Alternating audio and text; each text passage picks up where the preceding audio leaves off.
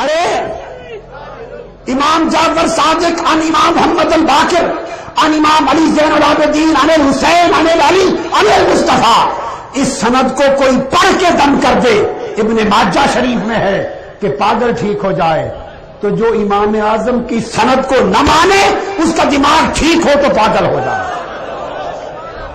دیکھیے سوتے علم کے منابع سلاسل، یا جعفر صادق سے محمد الباقر علی زین العابدین تک، امام حسین تک جا رہے ہیں امام اعظم، یا امام حسن مجتبیٰ کے تین پوتوں کی ساری سندوں سے امام اعظم یا حسن مجتبیٰ تک جاتے ہیں یا حسین مرتضیٰ تک جاتے ہیں، اور پھر ان کے پاس علی مجتبیٰ کا علم ہے، اور وہ باب مدینہ علم مصطفیٰ ہے، وہ باب مدینہ علم مصطفیٰ ہے۔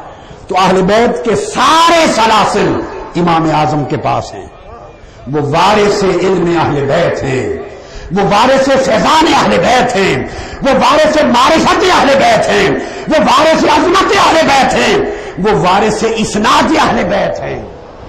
سارا دن علم دین پڑھاتے امام اعظم سیدنا ابو حنیفہ رضی اللہ تعالی عنہ، نہ صرف میرے امام، آپ کے امام، سب اماموں کے امام امام اعظم،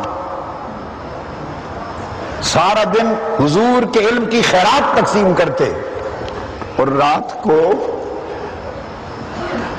مسجد کے محراب میں کھڑے ہو جاتے،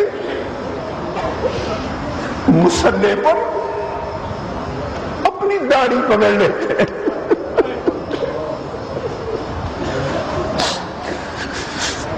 سفید داڑھی پکڑ لیتے اور عرض کرتے، مولا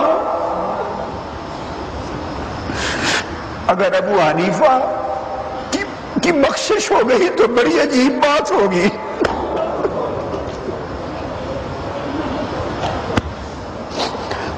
ابو حنیفہ قیامت کے دن بخشا گیا تو بڑی عجیب بات ہوگی، حیرت کی بات ہوگی، میرے پلے بخشش کے لیے کچھ نہیں، میری داڑھی میں جو سفید بال ہیں ان کا خیال کر کے معاف کر دینا۔ اب مجھے بتائیے، یہ علماء کی بولی ہے؟ بس سادہ سا ایک سوال ہے، ارے یہ علماء کی بولی ہے؟ علماء یہ زبان بولتے ہیں؟ نہیں، یہ اولیاء کی بولی۔ یہ کس کی بولی ہے؟ اولیاء کی بولی۔